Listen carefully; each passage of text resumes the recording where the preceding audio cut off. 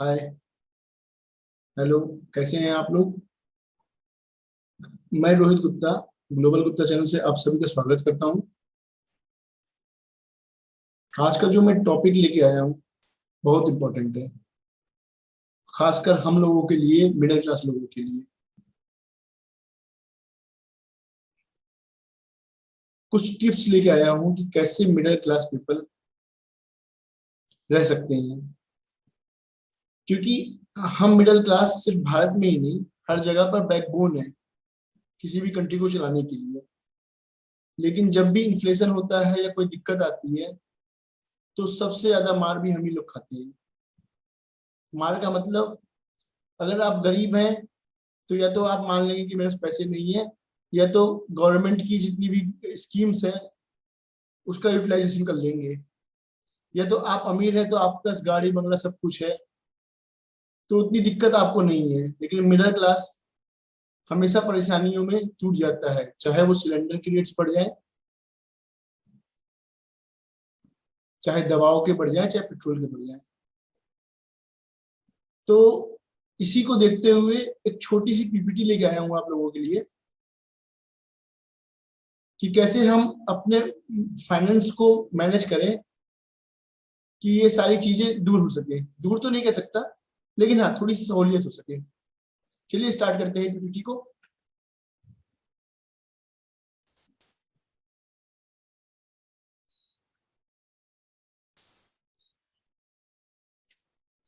चलिए हम लोग पहुंच गए हैं पीपीटी पे। आज का जैसे टॉपिक मैंने आपको बताया कि smart financial tips for middle class people. हम मिडिल क्लास किसी भी इकोनॉमी के लिए, किसी भी देश के लिए, चाहे वो डेवलपिंग, खासकर डेवलपिंग कंट्रीज के लिए,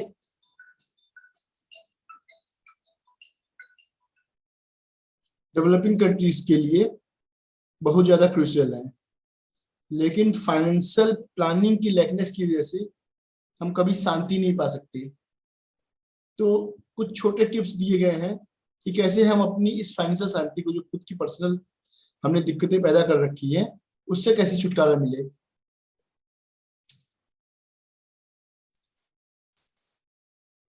पहला, प्रिपेयर मंथली बजट।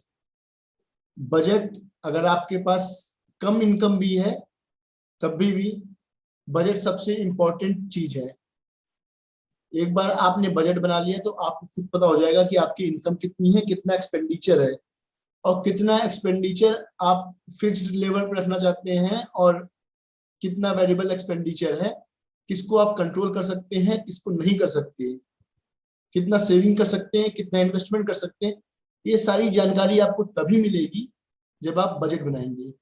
इस पे मैंने एक स्पेसिफिक वीडियो भी बनाया हुआ है कि अपना बजट कैसे प्लान करें। आप चाहें तो उसको भी मेरे यूट्यूब चैनल पे जाके देख सकते हैं, और नहीं तो आप मुझे ईमेल कर दीजिएगा, मैं आपको भेज दूंगा। तो बजट सबसे इंपॉर्टेंट चीज है। अगर आपने बजट बना ली तो आधी जंग जो बोले आप जीत सकते हैं। क्योंकि बहुत बार क्या होता है, अनावश्यक खर्च या अनइम्पोर्टेंट खर्च पे हम इतना कर देते हैं, या प्लान सही से नहीं कर पाते, और फिर दिक्कत आ जाती है। हम फाइनेंशियल क्राइसिस में फंस के रह जाती है। तो अगर हमने बजट सही से बना लिया तो आधी दिक्कत खत्म हो जाएगी। Create emergency fund. बजट तो आप बना रहे हैं, बहुत अच्छी बात है, लेकिन कम से कम 3 से लेकर 9 महीने, कुछ एक्सपर्ट बोलते हैं कि 3 साल तक कर रखें, लेकिन नॉर्मल मिडिल क्लास में 3 साल का अगर फंड रखेंगे तो क्या खाएंगे, क्या चलाएंगे। लेकिन 3 से 9 महीने आपकी इनकम का एटलीस्ट आपका इमरजेंसी फंड में होना चाहिए। उसको आप कैलकुलेट करके, कलेक्ट करके आप एक स्पेशल कॉर्पस में रख दीजिए, या एफडी कर दीजिए, या बैंक में उसको केप्ट असाइड रख दीजिए। उस पर कहीं इन्वेस्टमेंट नहीं करिएगा कि शेयर में लगा देंगे पैसा डबल हो जाएगा। म्यूचुअल फंड में मत लगा दीजिएगा, प्रॉपर्टी मत खरीदने लगिएगा, इंश्योरेंस तक मत कराइएगा उस पैसे से। उसको अलग से रखिएगा इमरजेंसी के लिए। कम से कम 3 से 9 महीने या 6 महीने आपकी, एक ऑन एन एवरेज 6 महीना कम से कम आपका एक अलग से या तो सेपरेट बैंक में रख दीजिएगा, अकाउंट में रख दीजिएगा, या एफडी में रख दीजिएगा। एफडी में क्योंकि आज की डेट में आप चाहेंगे तुरंत तो दूसरे दिन बैंक से भी हो जाएगा, और नहीं तो ऑनलाइन इतनी अच्छी फैसिलिटीज दी गई है कि आप ऑनलाइन रिडीम कर सकते हैं विद इन, मतलब एक दिन के अंदर।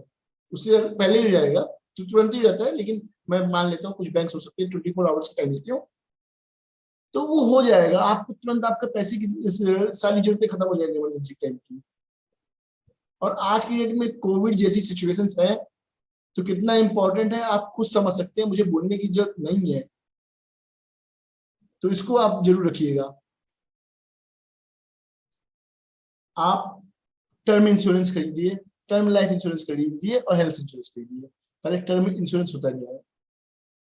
बहुत बार जो इंश्योरेंस कंपनीज की या एजेंट या कमीशन वाले होते हैं, एजेंट जिसे बोल सकते हैं आप, वो कमीशन के चक्कर में क्या होता है, आपको ऐसा इन्वेस्टमेंट प्लान दे देंगे कि जिसमें आपकी कवरेज कम होगी। आपकी कवरेज 5 लाख, 10 लाख, 15 लाख, 20 लाख, और प्रीमियम इतना होगा कि आप, और आपको ये बता दिया जाएगा कि आप ये पैसे बाद में भी आपको मिल जाएंगे, जो इतना आप पैसे इन्वेस्ट कर रहे हो वो पैसे आपको मिल जाएंगे बाद में भी, अगर आप इनकेस कुछ ना हुआ तो, और नहीं होगा तो 10 लाख, 20 लाख जो भी है आपने जितने कवरेज ले रखा है वो पैसे मिल जाएंगे।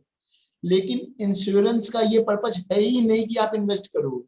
इन्वेस्ट के लिए बहुत से दूसरे अदर इंस्ट्रूमेंट दिए गए हैं, म्यूचुअल फंड है, एफडी है, शेयर मार्केट है, डिवेंचर है, बहुत सी चीजें दी हुई है, प्रॉपर्टी है, और भी चीजें हैं, गोल्ड है, सिल्वर है, वो सब है कमाने के लिए, रिटर्न के लिए। ये 8-10% का रिटर्न देंगे आपको और फालतू में पैसे फंसा देंगे।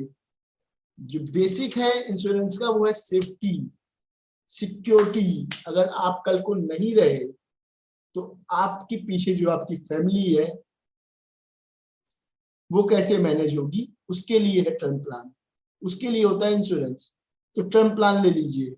ऑन एन एवरेज में बोल रहा हूं, अगर आपने 50 लाख की कवरेज का प्लान लिया तो पूरे साल भर में आपकी जो पेमेंट जाएगी प्रीमियम की वो 12,000 से 13,000 रुपए होगी, उससे ज्यादा नहीं होगी। लेकिन जो कवरेज मिलेगी वो कितनी मिलेगी? 50 साल की। अगर आप जीवित रह गए तब तो कोई दिक्कत ही नहीं है, इनकेस कुछ हो गया आपको, खुदा ना खास्ता, तब इस समय आपको ये पैसे की जरूरत पड़ेगी। भगवान ने चाहा तो कुछ भी नहीं होगा, लेकिन इनकेस कुछ हो जाता है तभी इस पैसे की जरूरत पड़ती है कि आपकी फैमिली सर्वाइव कर सके। और ये 12,000 रुपए आप पूरे साल में कहीं ना कहीं अपने छोटे छोटे एक्सपेंस में खर्च कर देते होंगे। अगर आप ध्यान से जब बजट बनाएंगे तो आप खुद ही चेक करेंगे, बहुत से ऐसे एक्सपेंस लगेंगे आपको, क्या ये तो फालतू कर देता हूँ। 20 रुपए या 30 रुपए पर डे के में आप एक 50 लाख की कवरेज पा जाएंगे। बाकी आप अपनी इनकम और अपने हिसाब से आप खुद चेक कर लीजिए कि कितना चाहिए। दूसरा, कोविड जैसी सिचुएशन आप देख रहे हैं, आपसे छुपी नहीं है, ऐसी बहुत सी हेल्थ इमरजेंसी पहले भी आएंगी, बाद में भी आएंगी। तो आप हेल्थ प्लान लीजिए, क्योंकि होता क्या है, कोई आपका डियर नियर या रिलेटिव बीमार पड़ जाता है तो जब हम हॉस्पिटल की तरफ भागते हैं तो सबसे पहले उसका बिल्स देख के लोग परेशान हो जाते हैं, या तो जाना नहीं चाहते, या चले जाते हैं तो बिल्स देख के, आज की डेट में जितनी खर्चे है, एक्सपेंडिचर है, वो देख के उनको लगता है कि यार क्या हो गया। तो अगर आप पहले से हेल्थ प्लान लेके रखे रहेंगे, 10 लाख का या 20 लाख का, जैसा भी आपको सुटेबल लगे, अगर आप प्लान लेके रखे रहेंगे तो इसका प्रीमियम नॉमिनल होगा, ये थोड़ा सा ज्यादा होगा, लेकिन आपको बाद में खर्च नहीं करना पड़ेगा। उस समय अपना हेल्थ कार्ड दिखाइए और इलाज करवाइए।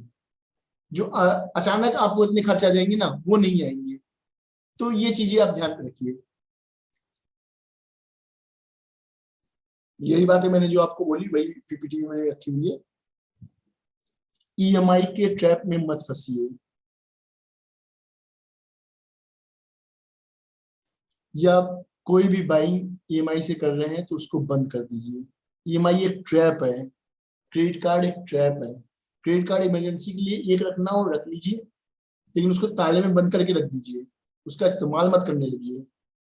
क्योंकि होता क्या है कि हम क्रेडिट कार्ड से सामान तो खरीद लेते हैं क्योंकि जेब में पैसे नहीं है, तो फिर उसकी ईएमआई बनाते हैं और ये चलता रहता है, चलता रहता है, चलता रहता है, इंटरेस्ट पे इंटरेस्ट देते रहे, कभी खत्म नहीं होता। ये तो मार्केटिंग करने वालों के फंडे है कि ईएमआई पे करा लो, क्योंकि उनको तो सामान बेचना है।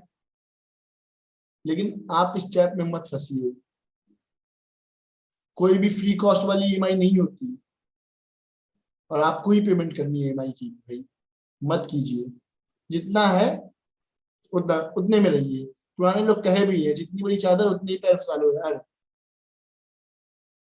आप चादर का इंतजाम करो, दिक्कत नहीं है, आप अदर इनकम कमाओ, सोर्स करो, लेकिन खर्च मत बढ़ाओ यार। खर्च बढ़ाओ जब आपकी कमाई हो, नहीं तो ईएमआई के ट्रैप में मत फंसो। अननेसेसरी की शॉपिंग या शो ऑफ के चक्कर में लोग खरीद लेते हैं, वो सब मत कीजिए। माइजर की तरह जिंदगी जिता लीजिए, कोई दिक्कत नहीं है, लेकिन बड़ी सी आप अननेसेसरी चीजों के लिए आप खरीदेंगे, अपने शो ऑफ करने के लिए, फ्रेंड सर्कल में दिखाने के लिए, रिलेटिव्स को दिखाने के लिए, वो रिलेटिव्स नहीं खुश होने वाले उन सब चीजों से, जेलसी और बढ़ जाएगी। आपका गोल रिच होना चाहिए, रिच की तरह दिखना नहीं होना चाहिए। ट्रैप में मत फंसिए।